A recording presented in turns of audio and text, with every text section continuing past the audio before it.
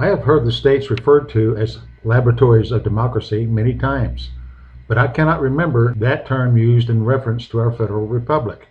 Despite the warnings against democracy by Father of the Constitution James Madison in Federalist Paper No. 10, and the often repeated story of Benjamin Franklin's reply of a republic when asked what had been created as he left the Constitutional Convention, a vast majority of people from presidents on down consistently refer to, quote, our democracy, unquote, when speaking of the federal government. This has created much confusion about our constitutional order and leads people to question the less than democratic elements of our structure, such as the Electoral College. Hello, this is Lowell Hendrix, and welcome to Hendrix History Channel, which was created by my Equity American School students in Guatemala to post creative assignments. I am using it now to post my own video, firstly for my students, but also to attempt to reach a wider audience on a still largely misunderstood topic of national interest, the Electoral College. I am asking my students to share this video with their contact lists as I share with mine, and if you find it worthwhile, I would be honored if you would pass it along as well. While there are numerous videos on the Electoral College, I find that virtually all have gaps of information, have objections that are based on flawed understanding, or have direct intentions to subvert constitutional processes by their solutions to perceived problems. Rather than restate their points, I refer you directly to 3 sample videos on the Electoral College. Number 1, Ms. Tara Ross, representing Prager University Channel, provides the basics of the constitutional structure, but leaves some gaps in some things that I consider extra-constitutional. Number 2, Mr. C.G.P. Gray, a YouTube powerhouse of interesting and well-done videos, yet relied on fatal misunderstandings when it came to his objections to the Electoral College. And number 3, Mr. Robert Reich, a member of the Clinton cabinet, supports a, quote, solution, unquote, for supporters of the so-called popular vote, which would subvert the constitutional process of choosing the president. Everyone seems to know something about the Electoral College. Many are unhappy with it, but few really understand it. My goal will be to clear some of the misunderstandings of the Constitution, answer some of the objections, and to demonstrate how some changes could be made that would relieve some of the objections without subverting constitutional intent. Firstly, let's review how the 3 distinct branches are constitutionally selected. Congress is the only branch chosen by direct popular vote, and that is by individual states. In other words, citizens of Illinois voting on congressional representatives have no impact on the results of congressional elections in Indiana, nor any other state.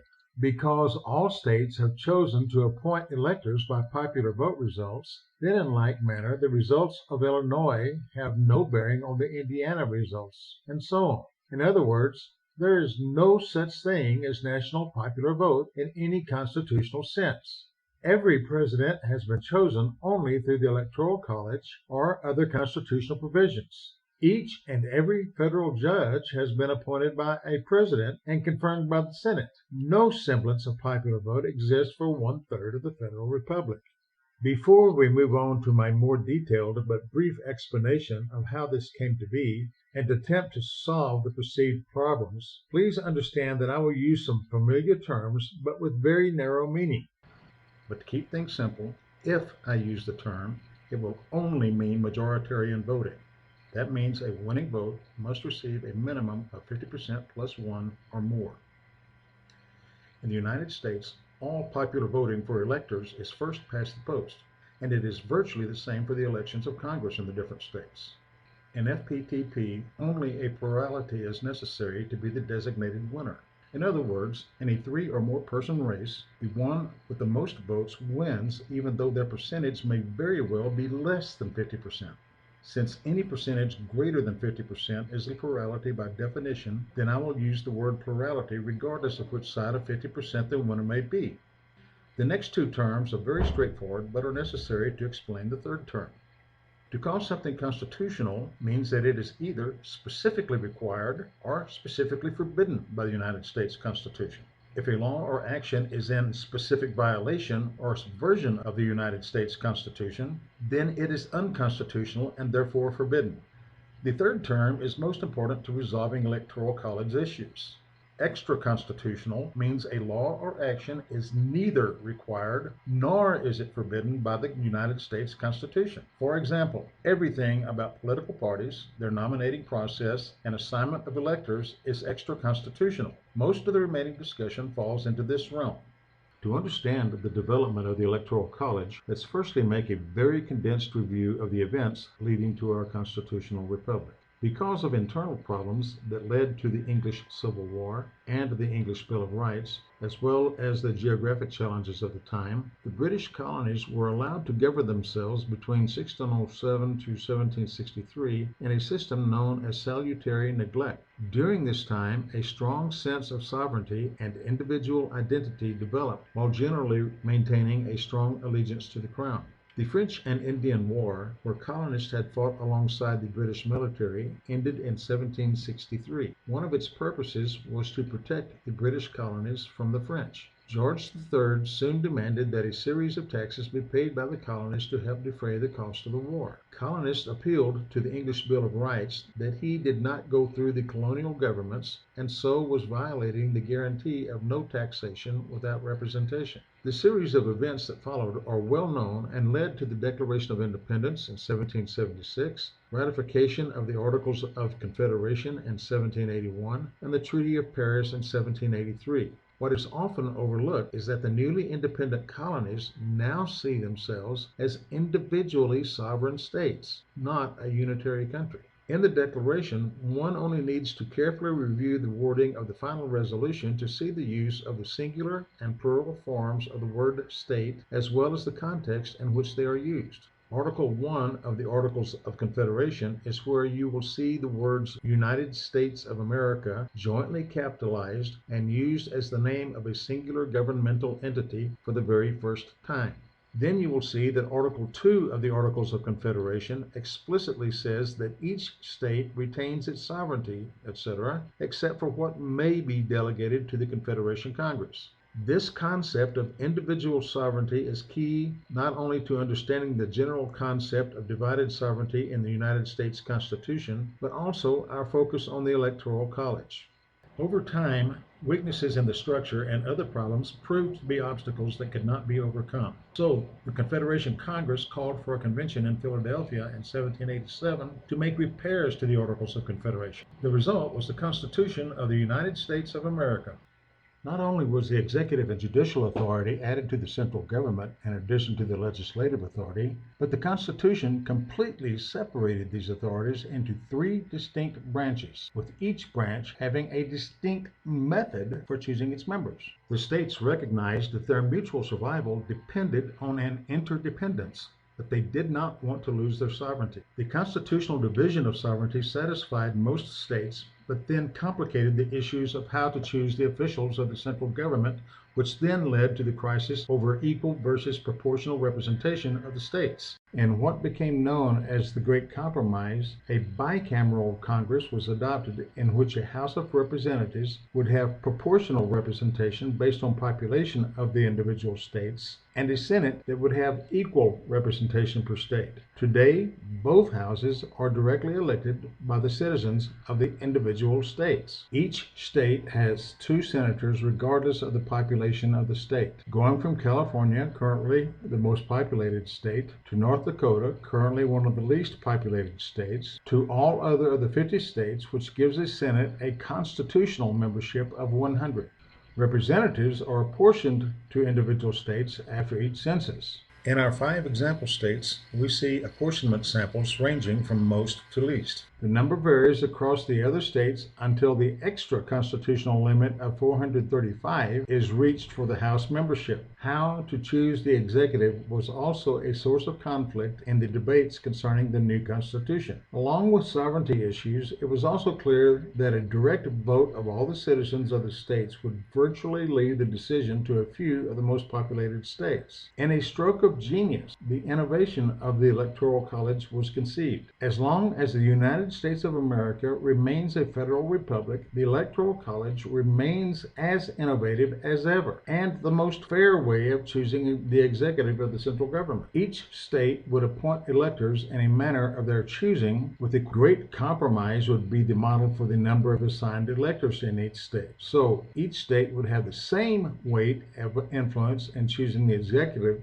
as they have in Congress. But current members of Congress could not be an elector in any circumstance. California's 55 electoral votes comes from the sum of its 2 senators plus the 53 representatives. In like manner, it follows that Texas has 38 electoral votes, Florida has 29, Maine has 4, and North Dakota has 3, the minimum number of electoral votes for any state. That puts the total number of electors equal to Congress at 535. In 1961, the 23rd Amendment authorized Washington, D.C. to vote as if it were a state. With the minimum number of state electors, that added 3 votes to the congressional total. For the Electoral College to choose the executive, the Constitution requires a simple majority. The simple majority of 538 is 270. So any combination of state electors adding up to 270 votes or more constitutes a legitimate election of the executive. We'll come back to this in a moment. Very quickly and simply, the judicial branch is chosen by the President and confirmed by the United States Senate.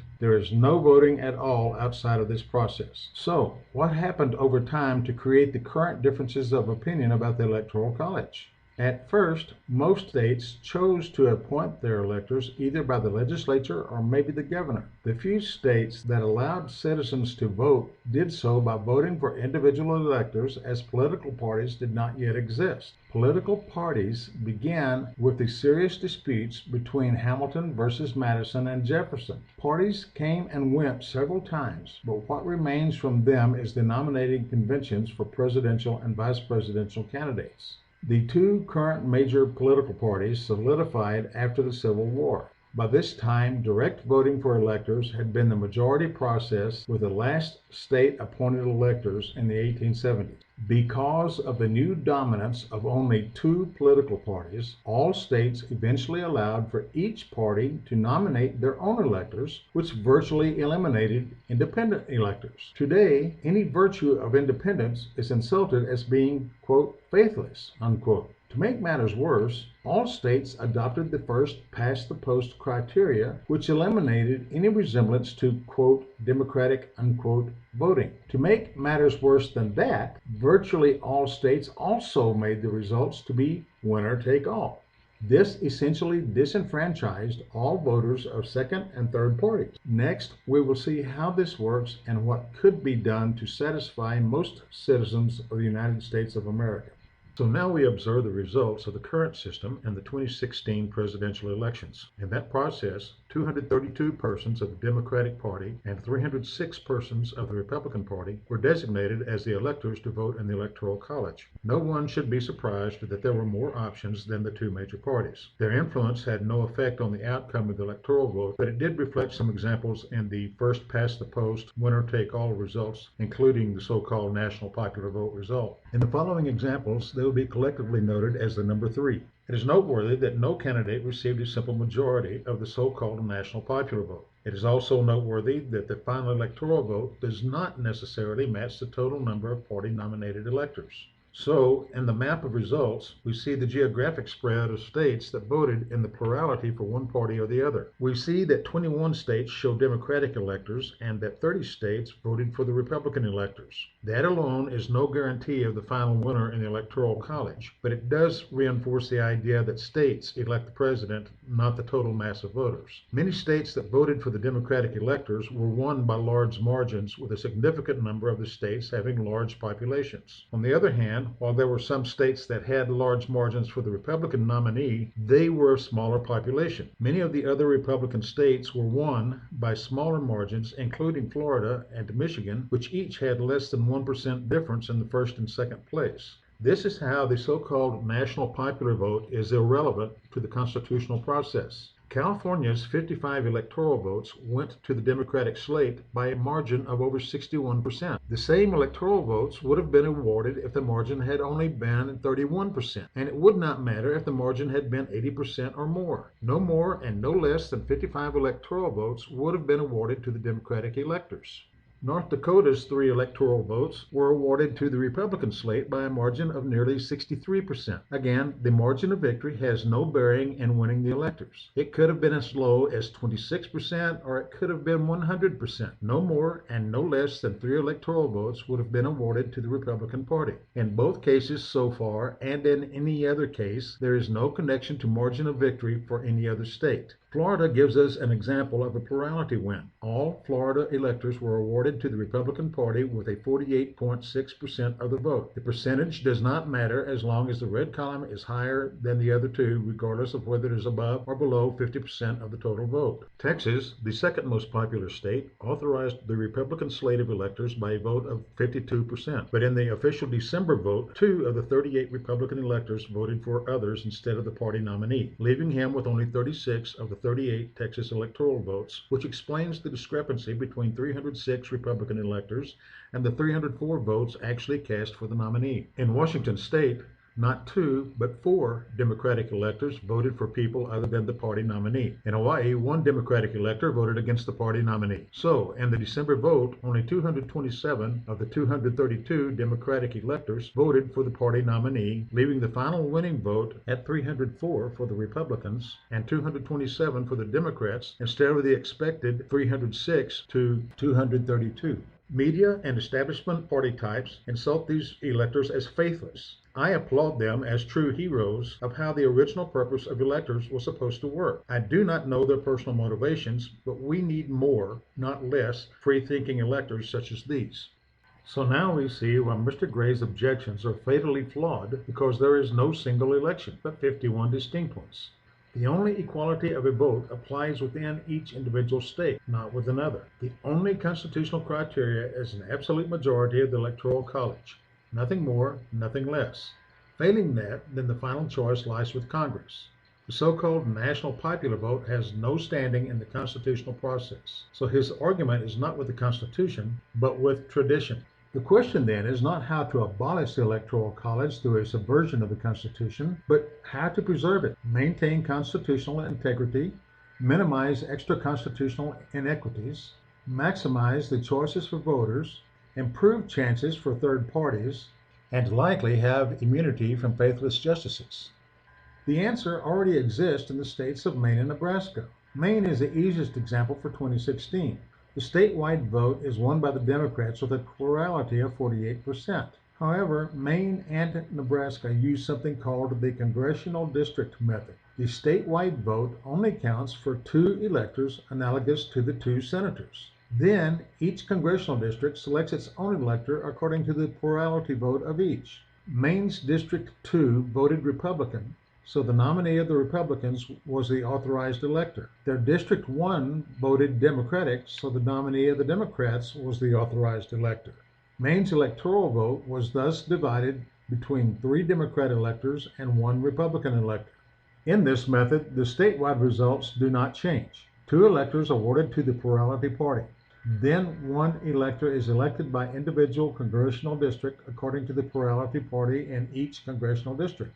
Across the country in 2016, 205 congressional districts voted for the Democrats and 230 congressional districts voted for the Republicans. With the 2 statewide electors plus congressional district electors, then the expected result would have been 230 electoral votes for the Democrats and 290 votes for the Republicans. In this particular year, the results would not have changed, but the possibility of a different electoral outcome has a greater possibility with this method. So, here is my proposal to keep the constitutional system but minimize the inequities of the current extra-constitutional methods. What we need is a new version of the Great Compromise. No one will probably get everything they want, but everyone could get something of what they want. It is the essence of the American system.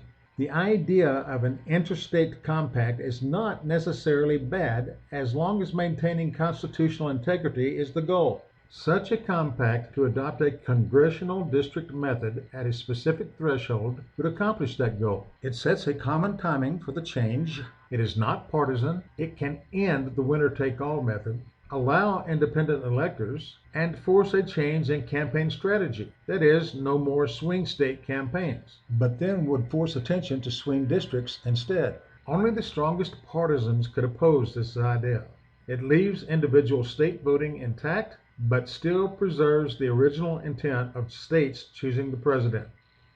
I sincerely hope that my attempt to clarify misconceptions has been helpful for you in either gaining a new understanding or a confirmation of what you already know about the Electoral College. In closing, I reinforce my point with the 5 so-called minority presidents, along with the 11 so-called plurality presidents. If national popular vote had been the constitutional criteria for presidential elections set in 1788, then none of these 16 presidents would have been part of our history. But as they were all elected by a majority of the Electoral College, they all are indeed as legitimate as the so-called majority presidents as are those few presidents that assumed office with other constitutional means. And in some sort of karma or poetic justice, it turns out at this moment that both current major parties have 7 presidents without the so-called popular vote legitimacy. Let me assure you that there was no political nor corporate organization behind this video. I am not a professional YouTuber, and I am solely responsible for this video.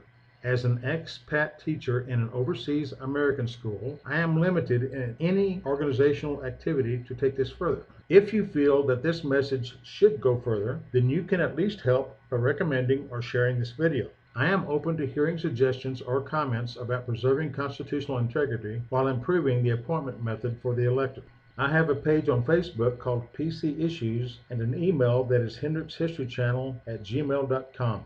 Thank you for watching, and I look forward to hearing from you. God save the Republic.